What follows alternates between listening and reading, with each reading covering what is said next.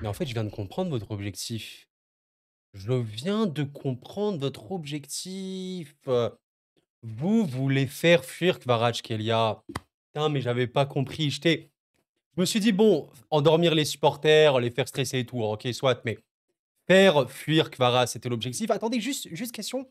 Question. Espali, on me dit dans l'oreillette.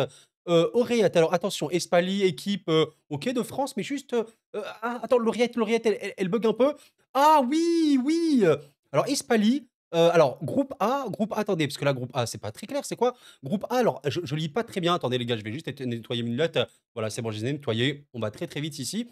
Alors, FC Espali, National 3. Ah, d'accord, ok. Alors, attends. National 3, donc Bayonne, Canet, réserve. Ok, machin. Stade Bordelais, ok. Voilà, c'est le groupe B, machin, ok. En fait, on est en train de me dire que le Paris Saint-Germain a galéré contre une équipe qui est littéralement. Bah, en fait, je la trouve, voilà, elle est ici. Voilà, littéralement, je vais faire en direct la chose. Espali, groupe I, qui est 12e de National 3 de groupe I. Bon, bref, les gars, vous avez compris le sketch. Il est exceptionnel. On fait un petit sketch pour commencer. La Coupe de France est choquante. En vrai, en fin de vidéo, on regardera un peu les autres résultats qu'il y a eu.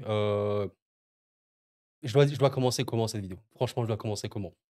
Féliciter quand même, parce que voilà, si on est en, voilà, en mode vraiment tranquille, sain, voilà, esprit du football et tout, quand même, il faut l'être.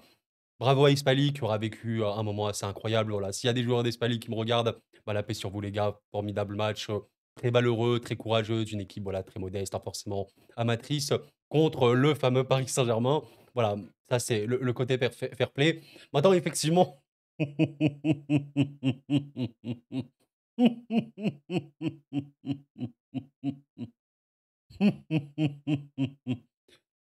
C'était du football ce soir.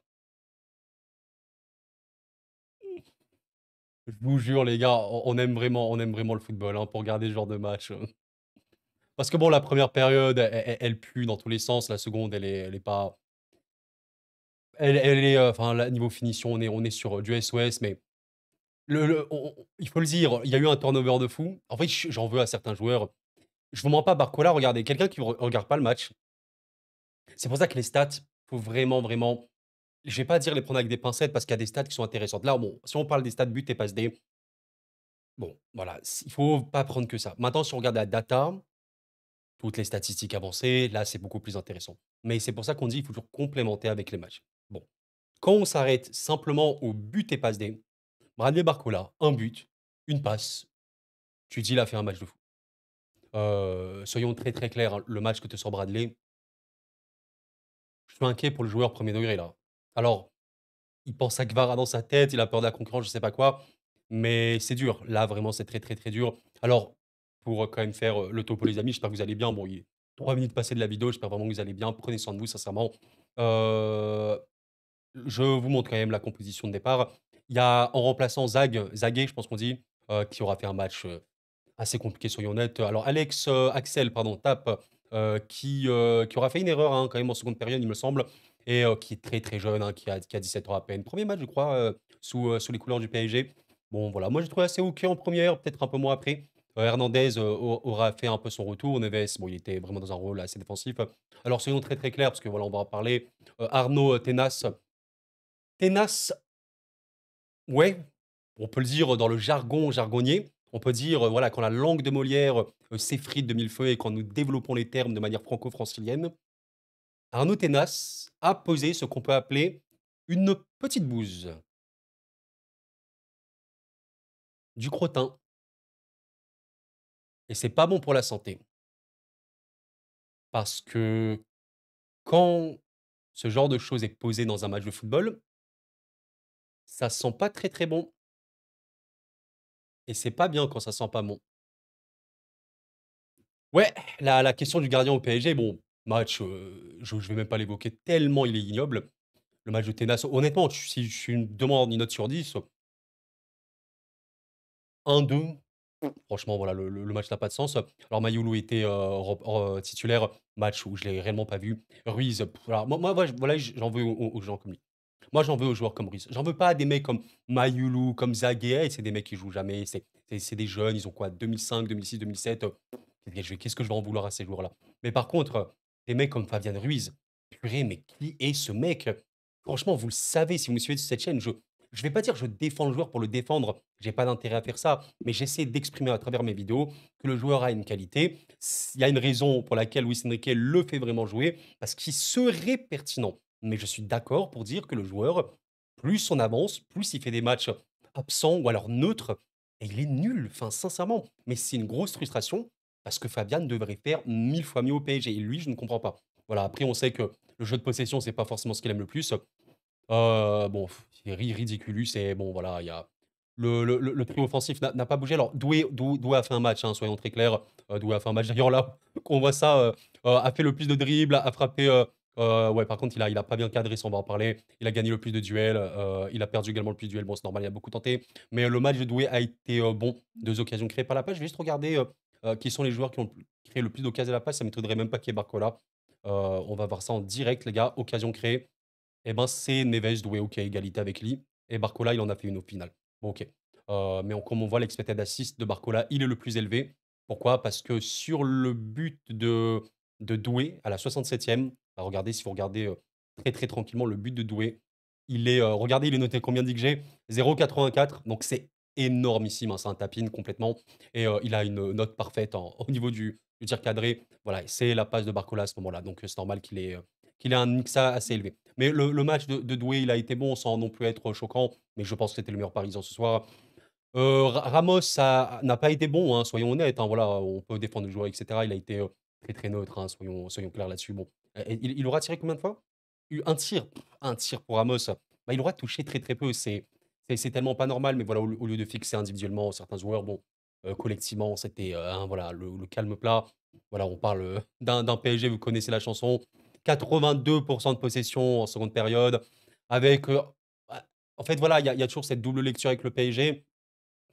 Contre les blocs bas, tu as du mal parce que ça manque de mouvement, ça manque de combinaison, mais je vais pas, défendre ça à mort, voilà, ouais, et cetera, mais c'est entre guillemets «normal». Prenez n'importe quelle équipe en Europe, je vous jure, hein, les gars, n'hésitez pas à regarder, contre une équipe qui ferme à double tour, voilà, c'est compliqué. C'est le but d'un bloc basse. C'est justement le but, c'est, ce qu'on appelle le porteur de balle de l'équipe qui a le ballon va toujours, avoir un ressort, enfin un ressort, un joueur qui ressort sur lui plutôt et du coup, c'est très compliqué. Il faut créer des mouvements et tout et voilà, c'est dur. Mais, n'empêche que voilà, le PSG, ben, comme contre Nantes ou Auxerre ou quoi machin, contre des blocs bas, bah, tu as une génération d'occasions. Encore une fois, je suis désolé, OK, c'est un bloc bas, c'est chaud. À la fin, voilà les XG que tu as, enfin les XG dans le jeu, tu en as 3,74. Soyons très, très clairs, 3,74 XG. Il y a énormément d'équipes en Europe qui n'auront jamais ce total d'XG dans un seul match. Donc ça veut dire que tu te génères des occasions. Un petit peu, beaucoup, passionnément à la folie. Donc bon, encore une fois, on répète la chanson. Ça, c'est voilà, c'est le running gag habituel. 8 grosses occasions pour le PSG, 5 manquées. Enfin voilà, c'est le sketch. Au final, tu gagnes 4-2. Voilà, leur match, ça dure 90 minutes et plus, donc il faut quand même considérer ça. OK, jusqu'à la 87e, tu y as 2-2, donc ça, c'est une folie, mais bon, bah, voilà, tu as tes plus grosses occasions à la fin et oui, il faut un peu plus de finition. Moi, je compte vraiment sur, Désiré Doué, hein, honnêtement, pour qu'il ait plus de finition. Vous savez, les gars, avec l'arrivée de Kvaratskhelia, qui sera évidemment extrêmement pertinent, je pense que vous avez, vu, pas mal de vidéos de lui, ces derniers temps, sur la chaîne, sur d'autres chaînes, même si le journaliste. Kvara permettra, je pense, vraiment avoir, un rôle à Doué, vraiment peut-être plus axial, plus dans la finition et évidemment, les rôles sont interchangeables et je pense que ça va être extrêmement intéressant. Il ne faut pas oublier que le Paris Saint-Germain est une équipe qui dépend énormément quand même d'un côté Hakimi Dembélé pour sa créativité. D'ailleurs, beh, je tiens à l'exprimer, à le montrer. Hakimi et Dembélé, ben, c'est très, très simple, ils n'étaient pas là. Voilà, Achraf et Ousmane n'étaient pas là. D'ailleurs, une pensée pour, Kipembe, qui n'a pas du tout joué. Bon bref, heu, ils n'étaient pas là. Voilà, tu sentais comme c'était, un peu plus compliqué, notamment en première. En seconde, ça s'est vraiment décanté. Il y avait, voilà, Nuno, Vitinha, Kang In-lee, qui sont rentrés. Bon, Patchou est rentré en fin de match. Lille aura fait, bah, 2 occasions, ça m'étonne pas. Nuno, il aura fait une entrée, pas forcément la meilleure. Trop de déchets, en fait, c'est ça la vérité. Mais, voilà, avec une présence, de Kvara, vous savez, dans ce Paris Saint-Germain-là, tu ne seras plus dépendant de ton côté droit. Parce que tu auras un côté gauche avec Nuno plus Kvaratskhelia qui sera vraiment très, très bon. potentiellement extrêmement dangereux et avec un Désiré Doué qui aura un rôle majeur pour cette équipe. Parce qu'au-delà d'être, on va dire, le sorte de pivot, mais on va dire la plaque tournante créative de cette équipe, parce que je le vois vraiment être bien axial, même s'il peut être sur le côté et que Kvara peut être un peu plus axial, de toute façon les deux ont à peu près le même rôle, j'imagine vraiment Doué avoir des consignes de responsabilité de la finition. Je le vois vraiment, vraiment tenté. D'ailleurs, sur ce match-là, Barcola, alors il tire une seule fois, où il marque. Ramos, il tire une seule fois. Et Désiré Doué, il tire 6 fois. Ceci, pour moi, n'est pas du tout anodin et j'insiste là-dessus, vous le verrez. Je connais pas l'avenir ni rien, mais Désiré Doué, il a du déchet, hein, voilà, ils sont très, très clairs. À la fin, il a 2,56 d'XG. C'est énorme, voilà, c'est vraiment énorme. Alors, il y a son but qui est à 0,84 XG, soyons évidemment certains de cette chose, mais en fin de match, il te fait un poteau, bah, il doit la marquer. Je crois qu'en début de match, voilà, il y a un arrêt du gardien, même à la 59e. Doué tire énormément. Et je pense vraiment, alors il est jeune, un Doué qui a légèrement plus de finition, enfin, ce soir, il te met un triplé ou un quadruplé. Et cela n'est même pas une blague. Vous voyez un peu l'idée? Et je pense qu'il sera vraiment responsabilisé. Voilà, on parle d'un joueur qui n'a pas beaucoup, beaucoup de stats cette saison. Bon, voilà, il y a un but, une passe D contre Espali. Il aura marqué quand même contre Monaco, contre Salzbourg. Il aura fait une petite passe contre Lyon. Et au-delà de ça, il aura apporté dans tout ce qui est aspect créatif. C'est très, très clair. Au Paris Saint-Germain, voilà. Il est vraiment responsabilisé sur ça. Mais avec l'arrivée de Kvara, attention, on peut vraiment avoir un nouveau Désiré Doué. Et on le sait, de toute façon, cette équipe, je vais pas dire manque de fiabilité, mais il y a un banc quand même léger, on le sait, voilà, là, c'est un match de Coupe de France, donc la jeunesse, voilà, c'est la jeunesse, je vais pas forcément leur en vouloir. C'est simplement saoulant, de toujours affronter un bloc bas, c'est saoulant de toujours rater, mais je pense au potentiel offensif maximal de cette équipe. On m'a beaucoup répété et à juste titre, ces derniers temps, ces dernières heures: «Koro, mais ouais, Kvara, c'est cool, mais ça va pas arranger notre souci de finition». Je dirais attention, mais vraiment attention, parce que c'est de la logique, c'est vraiment de la logique mathématique. Je peux vous montrer, une petite planche tactique si vous voulez. Voilà, je vais vous présenter, la petite planche que j'avais faite. Alors on va imaginer, voilà, Dembélé, Hakimi comme ça. Bon, peut-être pas sur positionnement du joueur. De toute façon, c'est très, très interchangeable. Bon, mais imaginez vous avez une ligne offensive dans le 3-2-5 parisien, en phase offensive avec Nuno Mendes, Kvara, Doué, Dembélé et Hakimi. Bon, en fait, ce qui est extrêmement intéressant, on a vu à quel point on était dépendant de ce côté droit. Par conséquent, on a énormément vu, ben, le côté gauche, incarné par Barcola, absent. Le nombre de matchs qu'on a vu, notamment sur cette seconde partie de première moitié de saison, ben, où Barcola n'était pas là, il y en avait vraiment beaucoup. Ça s'expliquait parce que Nuno Mendes, en l'occurrence, était assez bas sur le terrain, dans la ligne de 3 défenseurs. Il a été changé par Luis Enrique et mis un peu plus à contribution, mais on voit que Barcola plus Nuno, c'est pas la foule furieuse. Aussi bien que Doué, il a commencé à concurrencer Barcola sur le côté gauche. Bon, maintenant, on va imaginer ceci ces joueurs-là alignés. Ben, les équipes avant, qui étaient très très focus sur Hakimi Dembélé, ne peuvent plus l'être parce que en cas de déséquilibre du bloc adverse sur le côté droit, tu auras naturellement ben, des joueurs comme Doué, comme c'est un peu plus axial, Kvara ici, et en fait ça te crée beaucoup beaucoup beaucoup trop de danger. Donc c'est de la logique. Ok, Kvara, c'est pas le finisseur machin ni rien, machin de l'histoire, même si pour un ailier, il fait partie des 6 ailiers, il me semble, depuis 3 ans, qui statent le plus, il faut le dire. Même si voilà, c'est pas Salah ni rien, on a compris. Mais OK, le joueur individuellement, c'est pas le plus grand buteur, mais l'apport qu'il a à un collectif, là, c'est peut-être différent. Automatiquement, tu as plus de danger, tu as plus d'imprévisibilité, tu as plus de présence dans la surface, tu marques normalement plus de buts. À un moment, les tapines, c'est important d'en mettre. Au PSG, il y a un manque de présence axiale, c'est une vérité et l'arrivée de Kvara peut peut-être changer ça et on a vu, je pense, Doué, bah, notamment sur ce match-là, qui était bien, bien présent dans l'axe. En vrai de vrai, est-ce qu'on n'irait pas sur quelque chose comme ça?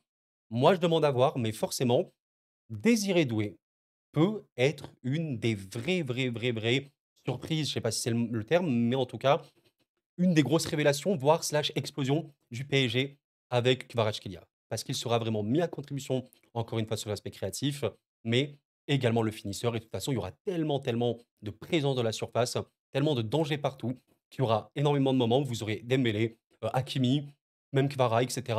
Ben, après un centre, après une passe dans la surface pour terminer, soit avec un tapin, soit pour enrouler petit filet. Et ça, c'est sûr. Donc, je suis très content vis-à-vis de ça. Voilà, je voulais quand même parler un peu de Gbara, parce que bon, ce match en tant que tel, vous voulez que je dise quoi d'autre, si c'était que c'est un match où tu joues voilà, très, très, très, très, très light, hein. C'est la Coupe de France, on a vu ce qui s'est passé avec Lyon. Bon, les joueurs, ils n'ont pas la plus grande motivation, mais c'est aussi normal, hein. Moi, j'attends pas un niveau d'exigence démesuré contre ce genre d'équipe. Félicitations encore une fois à Espali qui aura fait un match, généreux, j'ai envie de te dire, noble et cetera. Vous avez compris l'idée, courageux. Mais voilà, le PSG l'emporte, le PSG se qualifie, c'est la bonne chose. Les jeunes ont un peu pu le jouer. Bon, j'espère quand même que Tenas ne jouera plus parce que vraiment là, c'est ouais, les 2-3 dernières apparitions de Tenas, je sens que vraiment, bon, il a pas le niveau PSG, tu le vois quand même par rapport à Safonov qui, je trouve est bien mieux. Bref, en tout cas, voilà pour le Paris Saint-Germain les amis. Qu'est-ce que vous en avez pensé de ce match-là? Je peux comprendre la frustration, on est d'accord, mais vraiment, coupe de France, milieu de semaine, tu as un calendrier ultra chargé, tu affrontes Lens bientôt, tu affrontes City, tu fais du turnover. Voilà, tu joues à 2 à l'heure. Bon, ça va les gars. Ça aurait été beaucoup plus gênant de faire ce genre de match contre Lens, en Ligue 1 par exemple, vous avez compris l'idée. Ça va, franchement ça va. Même si bien sûr que cet aspect finition est encore une fois problématique, même si je note, sur les 8 grosses occasions, le PSG en a raté que 5. Que 5 entre guillemets, petite progression, je le rappelle contre Saint-Étienne, il y avait eu 8 grosses occasions également, mais il y en a eu 7 ratées. Donc voilà. Un peu plus de finition, mais effectivement, le PSG a de la finition sur ce match-là. Même si tu prends 2 buts, au final, tu en mets 8 et tu n'en parles évidemment plus. Bien écoutez, cette vidéo n'est pas terminée. J'ai quand même envie de vous parler de la dinguerie absolue de cette Coupe de France. Parce que là, voilà, on parle un peu sous le prisme du supporterisme, mais si on parle en tant qu'observateur neutre et on s'en fout un petit peu de qui on supporte, c'est une Coupe de France assez choquante. J'ai une question à vous poser. Est-ce que vous savez combien d'équipes de Ligue 1 sont qualifiés pour les huitièmes de finale? J'ai même pas dit les demi ou les quarts, mais juste les huitièmes de finale de la Coupe de France. Eh bien, vous savez quoi? On va compter. Voici, mesdames, messieurs, les équipes de Ligue 1 qualifiées pour la suite de la compétition. On va regarder ça. Voilà. On a directement Reims, Reims qui est passé, mais contre Monaco, une autre Ligue 1, donc bon, on peut la compter. On a Nice qui est passé. On a le LOS qui est passé, mais contre une autre équipe de Ligue 1. Nous avons Brest qui est passé, qui a gagné 2-1. Nous avons Angers qui a gagné à l'extérieur, c'est cool pour eux. Nous avons Strasbourg, ça fait 6. Nous avons Toulouse qui a battu Laval. Et nous avons le PSG qui a battu Espali. Mesdames, messieurs, sur les 18 équipes de Ligue 1, il y en a 8 qui sont en huitième de finale.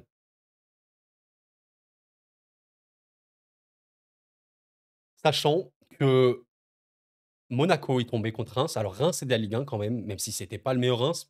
Vraie déception de Monaco qui a également des gros problèmes de finition. Marseille est tombé contre le LOSC. LOSC qui est sûrement l'équipe française la plus compliquée à battre avec le PSG, donc c'est pas du tout une honte vis-à-vis de ça. Lyon, j'en ai fait une vidéo hein, dans la foulée, qui s'est fait éliminer au tir au but face à Bourgoin-Jallieu. Les Lyonnais, si vous m'écoutez, force à vous, c'est humiliant. Et en vrai de vrai, j'ai senti un peu arriver la même chose pour Espali. Oh là là là là, c'est catastrophique. Qu'est-ce qu'on a d'autre comme club de Ligue 1 qui sont tombés? Bon, je vais pas compter Brest, Nantes et tout. Ça, c'est un des affrontements de Ligue 1. On a également, alors Strasbourg a failli sauter au tir au but, au final c'est passé. Et on a, alors là, ça, c'est un massacre sans nom. Franchement, les gars, je sais même plus quoi vous dire vis-à-vis de Rennes. Rennes est tombé contre 3-3 qui joue le maintien en Ligue 2, hein, de mémoire. Hein. Voilà, 3 qui joue le maintien en Ligue 2. J'ai pas vu le match. De ce que j'ai lu des supporters, c'est un match honteux, encore une fois, des Rennais. Pas de production. Rennes est dans un gouffre sans fin, mais réellement sans fin. Rennes, no joke, hein, maintenant c'est confirmé, ils jouent le maintien. Ça, franchement, c'est irréel. On parle de Rennes, je crois sixième, cinquième budget de Ligue 1. Enfin, le budget fait pas tout, bien sûr, mais tu te dois de faire beaucoup, beaucoup mieux. Donc 3 est passé. Bon voilà, 3 c'est quand même de la Ligue 2, hein. On va dire au National 1 si vous voulez, bas Ligue 2 et voilà, bon. Mes favoris pour la suite, qui ce serait? Je peux vous l'indiquer un petit peu. Voilà, je vous laisse regarder le jeu de résultats, je vais pas parler de tout le monde. Il y a des équipes de nationales évidemment qui sont passées et tout. Mes favoris, bon, évidemment PSG, ça paraît évident. Mais sinon, et là, ça paraît, clair à beaucoup de personnes, le LOSC qui est évidemment hors PSG, pour moi le favori numéro un pour la simple raison que c'est une équipe qui ne perd pas. Voilà, donc déjà, l'enchaînement, il est assez incroyable. Après, attention, il y a quand même des très, très gros matchs pour Lille. Je le vois quand même le LOSC perdre à un moment ou à un autre. Là, il y a Nice qui est compliqué à gérer, même si bon, tu es à la maison. Le déplacement à Liverpool, c'est chaud, mais voilà, le LOSC est très, très fort. Et attention, parce que s'il y a un PSG LOSC, par exemple, en huitième, je ne suis pas le plus serein, même si évidemment le PSG avec une équipe titulaire qui est aussi au niveau de jeu, bien sûr que c'est autre chose. On verra au niveau de la finition. Et Sikvara pourra jouer évidemment. Donc le LOSC est clairement le favori pour moi après le Paris Saint-Germain. Qu'est-ce qu'on peut avoir comme ça? En vrai de vrai, par rapport aux équipes de Ligue 1, alors Brest, qui est vraiment une équipe de coupe, hein, mine de rien, Brest, Même si ce match-là, bon, je l'ai pas vu, mais bah, quand je vois c'est comme ça, j'ai l'impression que c'était pas la folie furieuse au niveau des occasions, même s'il y a eu, des grosses, occasions manquées par Brest. Mais, ouais, peut-être Brest, je pense que Toulouse, me paraît être quand même un des prétendants. Pas favori absolu, mais disons que, bah, si on enlève le PSG et le LOSC, ouais, franchement, Toulouse est peut-être l'équipe la plus armée pour gagner parce il y a une grosse solidité. Ça peut peut-être manquer de réalisme dans les moments importants, donc ça peut être, problématique. Mais sinon, ouais, je pense qu'on est sur du PSG, LOSC, Toulouse, je te dirais, peut-être après, voilà, Brest, Strasbourg, avec un gros attention pour Angers. Mais, c'est tellement choquant d'avoir, ah oui, j'ai oublié Nice, pardon. Les gars, j'ai oublié Nice. OK, bon après, PSG et le LOSC, c'est quand même Nice, je pense, qui est devant et après peut-être Toulouse. Mais c'est très, très bizarre de voir des équipes, importantes qui ont déjà sauté. C'est très chelou, mais voilà, cette coupe de France est choquante et on l'a parfaitement compris. Bien, bien, bien, bien, bien, c'est la fin de cette vidéo, mes chers amis. Merci d'avoir suivi. Pensez au like qui m'aide énormément. Je vous remercie. Qu'est-ce qu'on en a pensé, de cette, journée coupe de France, de ce Paris SG? Bon, moi, j'attends, Kvara. Je vais camper devant la Factory. Je vais camper devant le Parc des Princes. J'attends Kvichak-Kvaratskhelia. Je sais pas du tout le prononcer, les gars. Et voilà, tout simplement. D'ici là, portez-vous bien, les amis. C'était cool. Prenez soin de vous et la paix sur vous.